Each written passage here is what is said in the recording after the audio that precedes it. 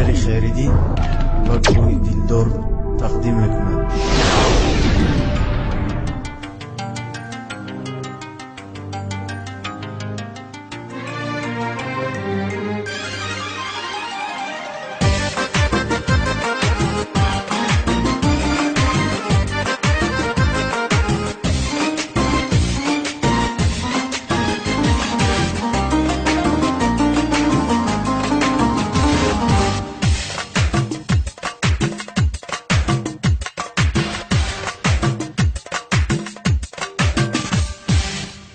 هرگاه به کسی تنها مانی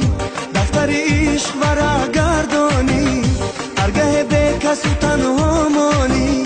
دفتر عشق ورق گردانی از میانی ورقی زرد شده نامه یابی و آن را خوانی باز یک باری دیگر یادم کن یادم کن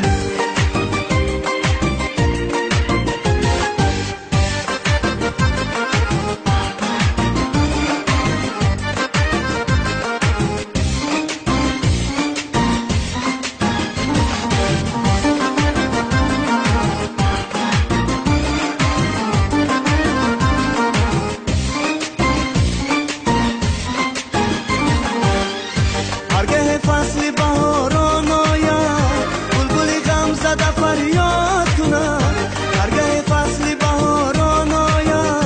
بلبل غم زده فریاد کند هر کلانه نفسی ناله خود دل گل باغی تو را شاد کند شاد کند شاد کند هرگاه به کسی تنها مانی دفتر عشق ورق گردانی از میانی ورقی زرد شده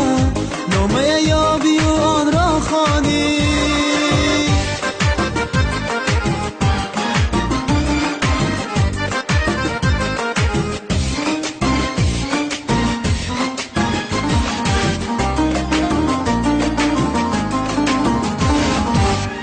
زندگی جبر و جفاها دارد ثبت تقدیر و تسلا دارد زندگی جبر و جفاها دارد ثبت تقدیر و تسلا دارد هرگاه از گناهی کرده خود چشم تو عشقی علم میبارد میبارد میبارد هرگاه به کسی تنها مانی دفتر عشق ورق گردانی هرگاه به کسی تنها مانی